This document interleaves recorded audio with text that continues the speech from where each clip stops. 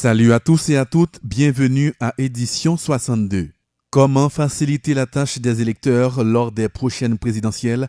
Avec 56 candidats agréés, le parti politique UNIR propose la coalition. En effet, le directoire de UNIR annonce avoir écrit aux autres partis retenus dans la cause aux fins de se regrouper pour la désignation d'un candidat unique aux prochaines présidentielles. Cet appel du parti UNIR intervient suite aux difficultés financières des organes politiques à pouvoir mener leurs activités de campagne à la veille des législatives. Cette proposition facilitera également la tâche aux électeurs au cours de la journée de vote. À en croire Clarence Renoir, le candidat à la présidence, invite tout un chacun à soutenir cette proposition capable de faciliter le bon déroulement du processus électoral.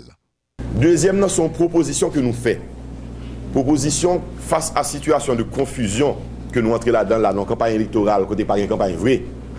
Son seul groupe de partis politiques qui a fait campagne, l'autre là, est paralysé, il n'y a pas de moyen pour faire campagne. Et devant confusion qu'a gagné dans l'élection, ça parce qu'il y a trop de candidats à la présidence, il y a 56. Moi là dans le tout, dans 56 là. Et bien nous lançons un appel. Nous disons, regardez si 45, 50 candidats qui font toute candidature à non seul, pour nous présenter une seule candidature à la présidence. Nous avons posé conditions que nous avons fait, nous avons posé critères que nous avons mis en place pour faire. Mais ça va permettre que nous réduisons le nombre pour permettre que l'électeur soit capable de choisir plus facile. Son sacrifice qui n'est pas trop pour nous faire pour payer nous Haïti. Parce que nous remarquons, nous faisons expérience dans la Union, il est difficile pour dans une journée électorale, 5 millions d'électeurs qui ont fait choix ça. Parmi 56 candidats à la présidence. Parmi les triés candidats gagnés pour poste magistrat, CASEC, AZEC, délégué de ville, et aussi pour deuxième tour élection législative là-haut, qui va le faire le 25 octobre cap là. Et pour nous éviter confusion ça, il y a des sacrifices que nous sommes capables de faire, et c'est ça nous proposer. Nous mettons candidature par nous sous table là, nous disons 45, 50 autres, on réunit ensemble, on regarde pour nous qui est ce meilleur, qui est mieux positionné pour nous choisir, et puis ensemble après, on a fait un gouvernement de consensus. Nous mettons tête nous ensemble pour nous diriger pays nous, parce que c'est ça nous besoin. Ce n'est pas intérêt personnel nous à unir, nous est intérêt majorité monde, nous est intérêt pays. C'est peut-être ça nous dit, nous voulons diriger à tout le monde et pour tout le monde. Donc voilà l'appel que nous lançons à parti politique là pour nous capables de travailler ensemble en toute sincérité, en toute crédibilité tout. J'en ai traité question sur le terrain pour bien-être Haïti. À 3 semaines du premier tour des législatives, des scènes de violence électorale se multiplient sur le terrain. Des proches et partisans de candidats croisent le fer. Déjà, un candidat aux prochaines municipales a été tué à Jacmel. Entre-temps, d'autres prétendants montent au créneau pour dénoncer le manque de fair-play électoral. Depuis le massacre de la ruelle Vaillant, nombre d'hommes et de femmes politiques recourent à la violence, manipulent des jeunes aux fins d'intimider leurs compétiteurs pour parvenir au timon des affaires. Cette pratique semble avoir de beaux jours devant elle. En témoignent les dernières révélations de Clarence Renoir, candidat à la présidence. Nous présenter à la population haïtienne pour nous faire une proposition et pour nous faire une déclaration en même temps. Proposition, c'est pour nous dire à tout candidat à la présidence en général, tout parti politique qui est impliqué dans l'élection là, il faut que nous arrivions dans une dimension pour nous signer un pacte de non-violence. Son appel l'a lancé pour rejoindre le parti UNIR qui font une proposition d'un pacte de non-violence. Pacte là, nous posons un premier draft, nous même nous finaliser. Nous allons communiquer à des organisations de défense des droits de l'homme pour accompagner nous là-dedans pour nous signer un pacte de non-violence. Nous ne pouvons pas sans couler encore dans le pays. Nous n'avons pas besoin de perdre du monde encore dans le pays pour cette élection. On nous fait élection sans violence. Mais surtout, nous voulons que le pays nous envoie une autre image à l'étranger. Une image de monde qui achète ensemble, discuter de manière civilisée. Nous regrettons qu'un candidat obligé de perdre la ville déjà dans l'élection. Nous regrettons de constater que l'élection en ouvre, il commence à bouler le bureau électoral. Nous ne pouvons pas continuer à faire ça. À vos images, à la jeune génération qui a regardé nous, haïtiens. Donc, il faut faire fort et c'est ça une vient proposer. Oui, nous voulons croire que les dirigeants politiques sont capables de faire fort ça. Ce n'est pas nous-mêmes qui avons un monopole de capacité pour nous dire nous qu'à faire. Non, nous tout qu'à faire tout. Et puis, nous faisons au nom de Haïti. Nous croyons que nous sommes capables de faire. Et nous faisons appel à eux-mêmes. Tant que nous lançons appel à la présidente de la République là tout, nous disons aujourd'hui là, nous lançons appel à la présidente Martelly pour nous dire permettre que le jeu électoral a fait plus égal C'est-à-dire permettre que nous tous participer dans la campagne électorale là, mais pas que lui-même pour compter pour utiliser machine l'État, bien l'État, sécurité l'État, pour la tout côté difficile là, pour compter, puis nous-mêmes nous ne sommes pas capables d'aller. Ça, c'est un bagage qui n'est pas bon. Il faut le président élever le dessus des partis. C'est-à-dire pour le dire, moi-même qui suis président pays, moi en danger. Mes amis haïtiens en entendent nous. Il faut le ton ça. Mais pas au monde qui a marché fait campagne pour candidat, et puis moi-même, je suis paralysé, je ne peux pas faire rien. L'État n'a pas de parti politique l'argent, candidat n'a pas de sécurité avec eux. Ils sont dans la rue, et puis un seul groupe, parti politique et candidat, il y a une sécurité, puis faire ça rouler. Il n'est pas bon.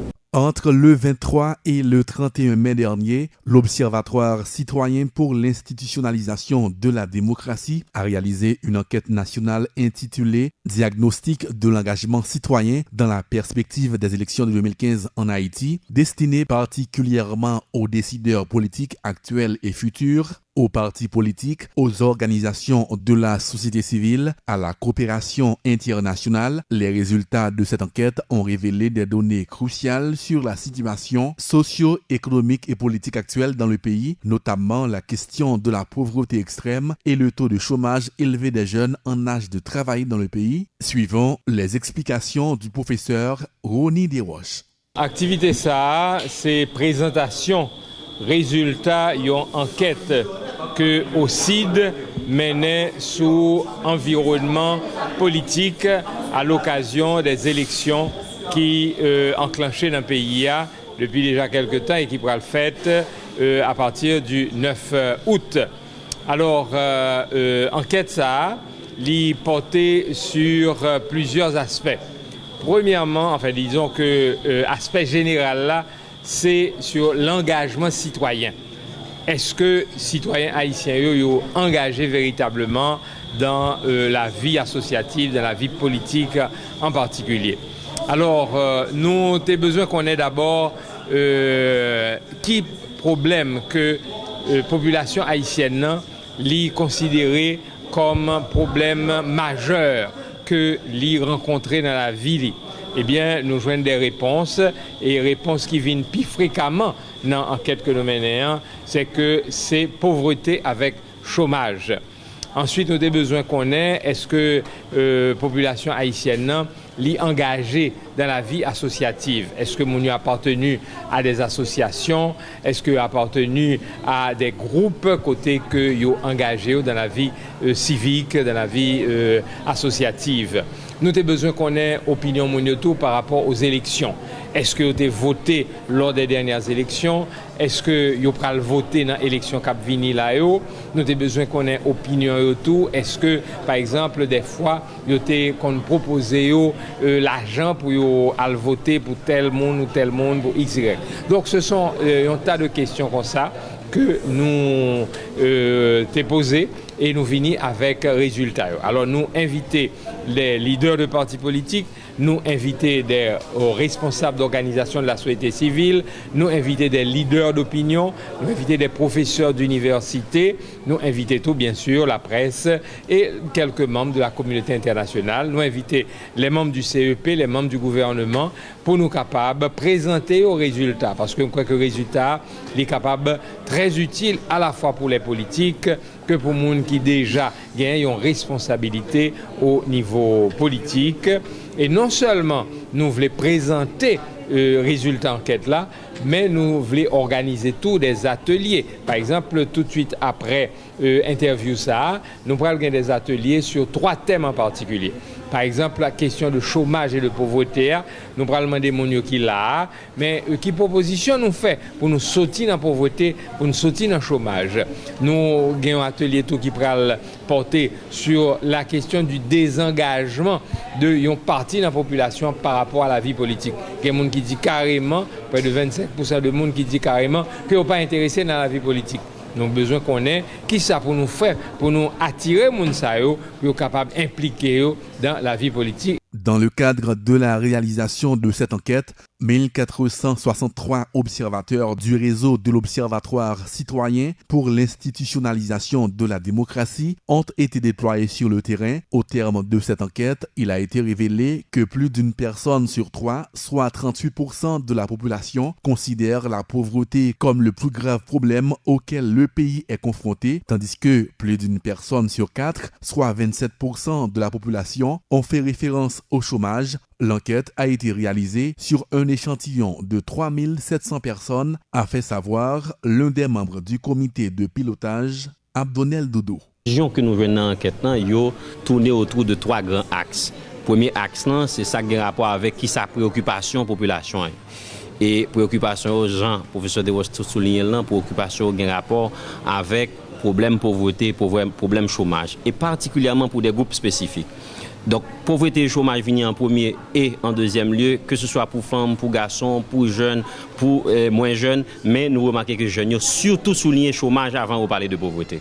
Nous remarquons également, là où avancer comme troisième préoccupation, monsieur évoqué problème violence, problème et sécurité personnelle, mesdames évoqué même bagarre là. L'oral sous quatrième préoccupation, on rend compte que monsieur évoqué problème qui gagne dans le système politique là.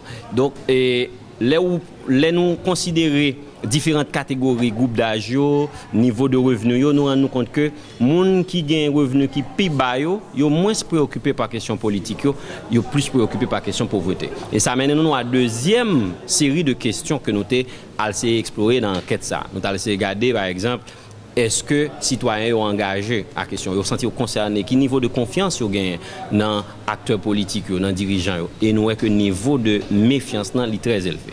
Yo pas quoi que le gouvernement a réglé rien pour eux. Yo pas quoi que monde qui fait politique au sérieux dans ça a dit. Et c'est un fort pourcentage. Et c'est inquiétant pour un système qui a essayé de construire une démocratie, parce que dans la démocratie, il y a un minimum de confiance pour les citoyens gagner dans les acteurs politiques, dans les institutions, pour que les capables lui-même tout participer. Et c'est ça que fait, nous pas étonnés par rapport à taux de participation dans l'élection qui est très faible. Parce que si citoyens et citoyennes n'ont pas quoi dans le système, ils n'ont pas quoi dans l'acteur, c'est clair qu'ils n'ont pas à aller voter. Nous-mêmes aussi, qui ça nous propose tête nous faire? Nous proposons tête nous pour nous servir yeux population. Dans l'élection, nous proposons tête nous pour nous servir yeux population, nous suivre qui ça au niveau de politique publique qui pourra le faire après que l'élection a fini. Maintenant, par rapport à la question pauvreté, question chômage, qui proposition aussi de venir avec information, limiter le devant acteurs et aussi demander que candidats ont intégré dans le programme des stratégies qui répondent à besoin ça que la population a exprimé. Et travail que aussi pour continuer à faire même au-delà des élections, c'est garder dans quelle mesure monde qui est élu, programme présenté, programme politique général, premier ministre, etc. au niveau du gouvernement, de parlement, dans quelle mesure refléter besoin de la population. Nous allons regarder dans le budget que nous allons voter, dans quelle mesure refléter la population. Donc, travail nous pas arrêter dans l'étude, nous faisons l'étude, nous disons mes problèmes. Et nous invitons les acteurs pour être capables de prendre le problème en compte dans la démarche pour le faire, dans le programme pour le faire, pour présenter devant la population.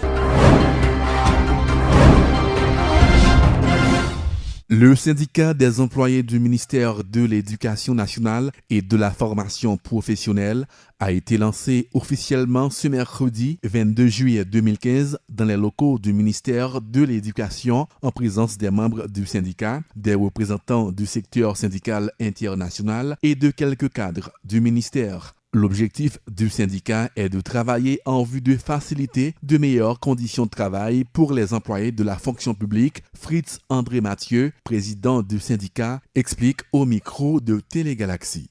Ce matin, nous sommes présents au lancement du syndicat des employés du ministère de l'Éducation nationale. Un syndicat qui arrive dans un moment où la situation des travailleurs et des travailleuses d'Haïti ne cesse d'être aggravée. Aujourd'hui, le syndicat vient pour répondre à un ensemble de problèmes, pour représenter l'universalité des employés, des travailleurs et travailleuses de ce ministère. Aujourd'hui, nous disons qu'il n'est pas possible dans un pays pour qu'on soit au travail et avoir 2 ou 3 années sans recevoir de salaire, c'est impossible. Il n'est pas possible dans un pays côté bourrit cap monnaie quand non, il pas jamais boire si ça c'est un bagage qui pas possible.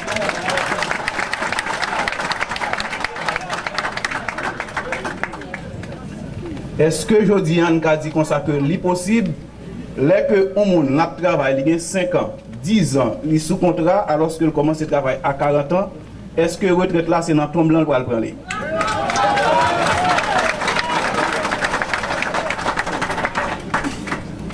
Nous croyons que le syndicat a du pain sur la planche. Vous avez beaucoup de travail à faire. Comme la camarade Katia vient de le dire, il faut travailler en toute indépendance. Il faut éviter les convoitises, car les convoitises viendront. Et ils viendront, et ces convoitises viendront pour affaiblir le syndicat, pour ne pas représenter valablement les travailleurs. Chers camarades, distingués membres du directoire du syndicat, travailler au bien-être du collectif, au bien-être des travailleurs et travailleuses, notamment les plus faibles de ce ministère. Car au sein même de ce ministère, au sein même de la fonction publique, il y a beaucoup de laissés pour compte. Il est dit dans la loi haïtienne, notamment le décret du 17 mai 2005 portant révision du statut général de la fonction publique. La fonction publique est une carrière. Quand on regarde l'espérance de vie en Haïti, qui est de 54 ans, si quelqu'un a 50 ans, il n'est pas encore nommé, alors qu'il devrait donner 25 années de service, quand est-ce que cette personne aura sa retraite? La représentante de la Confédération syndicale internationale et de la Confédération syndicale des travailleurs des Amériques salue la décision des employés de doter le ministère de l'Éducation nationale d'un syndicat, conséquence logique des inégalités criantes qui existent dans les fonctions publiques dans certains pays. L'appauvrissement d'Haïti découle de la politique des bailleurs de fonds internationaux, estime Katia Perdes Moreno. Elle demande aux responsables du SEMENFP de travailler en vue de faire respecter le droit de tous les travailleurs indistinctement dans le pays. Katia Perdes Moreno. La Confédération syndicale internationale, comme je vous disais, c'est une organisation la plus représentative au niveau mondial et c'est une organisation qui est un partenaire de poids dans l'Organisation internationale du travail, l'organe des Nations Unies, dans lequel on traite les questions qui sont relatives au monde du travail, aux droits des travailleurs, dans lequel on élabore les normes internationales du travail qui régissent la vie de beaucoup, de millions de travailleurs et travailleuses à travers le monde. Permettez-moi aujourd'hui de vous dire combien je suis heureuse d'être ici avec vous. Et vous allez comprendre le pourquoi je suis heureuse. Je voudrais aussi vous féliciter de cette initiative. Je voudrais vous féliciter pour avoir décidé de vous organiser pour pouvoir défendre et promouvoir les droits des travailleurs et travailleuses qui sont au service du ministère de l'Éducation et de la formation professionnelle.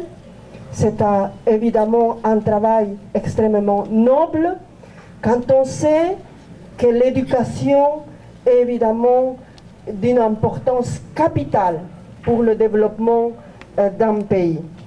Donc, mes félicitations pour l'initiative, pour avoir décidé de vous organiser aujourd'hui. Mais ce n'est pas seulement évidemment s'organiser pour le plaisir d'être ensemble, de se retrouver, de parler. C'est évidemment derrière tout cela un objectif stratégique, un objectif capital, qui est celui de vous constituer ensemble en une force de contre-pouvoir face aux politiques qui violent quotidiennement vos droits, les droits de vos collègues, les droits des travailleurs qui sont au service de l'éducation. Le secrétaire général de la CSTP, Maître Jean-Bonal Fatal, dans son allocution, invite les responsables du SEMENFP à faire leur travail de syndicalistes avec professionnalisme, car, dit-il, la tâche qui les attend est ardue et difficile. Il en a profité pour critiquer le traitement infligé aux employés par les autorités. Il demande à tout un chacun de faire une chaîne pour éviter toute mémise du pouvoir sur le travail des syndicats. Jean-Bonal Fatal. A puis moun ka pose question, demandez pour qui ça? Le syndicat le ministère de l'Éducation nationale. Nous a dit, après toute bataille employée le ministère de l'Éducation nationale fait, toute bataille nous menait pour nous faire respecter les droits nous, tout employé qui est dans le système éducatif là, nous devons mettre camper un syndicat qui sous pied, qui est relais, c'est même.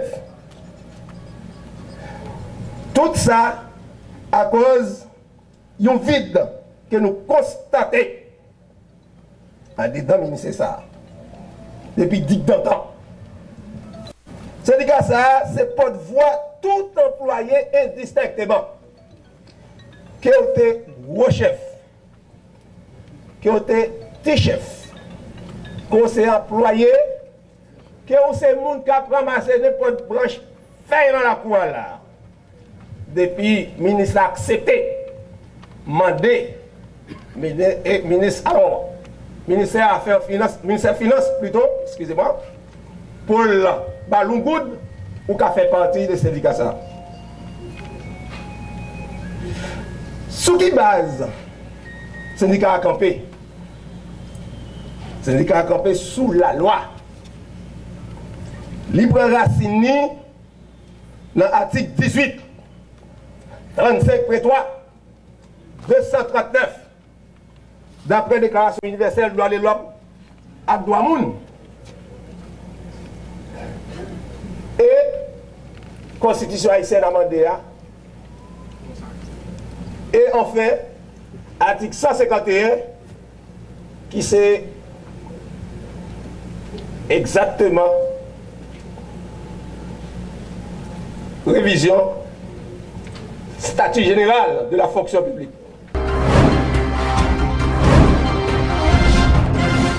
Une dizaine d'employés du SMCRS responsables des places publiques ont manifesté devant les locaux du ministère de l'Intérieur pour exiger le paiement de 5 mois d'arriérés de salaire. Les employés contestataires menacent de perturber le bon déroulement du Carifesta à Port-au-Prince et demandent au ministre de l'Intérieur de prendre toutes les dispositions en vue de faciliter le paiement de ces employés. Quelques-uns d'entre eux sont au micro de Franz Pierre-Louis. Le droit de travail est divin. C'est bon Dieu qui dit pour nous travailler, pour nous manger. Si le droit de travail est divin, pour ça, un petit groupe nègre accaparé, qui aime l'argent, chaque fois que nous touchons, c'est toujours comme ça, toujours mener nous, c'est toujours dans le gourmet, faire pour que nous messi. Et puis, le même qui connaît, parce qu'il a décidé, et puis qui combat, $400, $700, moun qui touche plus d'argent, c'est 5000 gouttes haïtiens. Le paye nous. Pas moi. On va forcer mon balai pour $400. Moi-même, c'est inspecteur nous là contrôler nous sous compte nous. Nous tout qui là c'est l'ensemble des places publiques. Moi je représente place Delma 2. Qui travaille nous sur place ça? Propre, garder, c'est propre, nettoyer, sécuriser place ça, permettre que l'embellissement place ça fait plus bien. Donc nous venons dans ça dit nous. Il y a pour nous, bon accord qui fait entre SMCRS planification à l'intérieur. Chacun c'est la pour SMCRS comme là pour payer nous. Le amuser plutôt pour faire dilatoire, faire tomber dans parler en pile, pas payer nous comme là. Je dis à avec détermination, faut payer nous. Et puis conditions de travail là, nous pas d'accord. C'est moi qui pour nous là. C'est elle-même qui là pour bailler chèque pour nous toucher. Et puis qui comme encore, c'est $400, $600. Mon toucher plus comme là, c'est mon qui a touché $1050. Chacun nous vient à nous parole, fait nous douce. Dernièrement, nous venons à ministre intérieur même. Chita avec nous-mêmes, le dis à peine le vendredi. Ça déjà, il y a 3 semaines déjà. Le papa nous en good. Le tout voulait mettre nous en face la police. Nous 560 combien d'agents qui composent l'ensemble des places publiques. Nous avons fait carré comme les gens nous ont payé. Condition c'est qu'on s'allie. Même quand on a boulé. Même moi dis ça même. Nous devons faire fête champ de masse, c'est la main nous lié. et nous qui fout caoutchouc, nous fait noir pour lui. Moi nous 7 mois là. Nous réclamé l'argent nous, des gens là, des grands monde là, quand si moun yo bloqué l'école. Vous entendez? Si moun yo pas qui fait la faire qui mon balai pour aller descendre à quelle place pour elle sale. C'est la fin de ce journal. Bonne suite de programmes sur Télé Galaxie.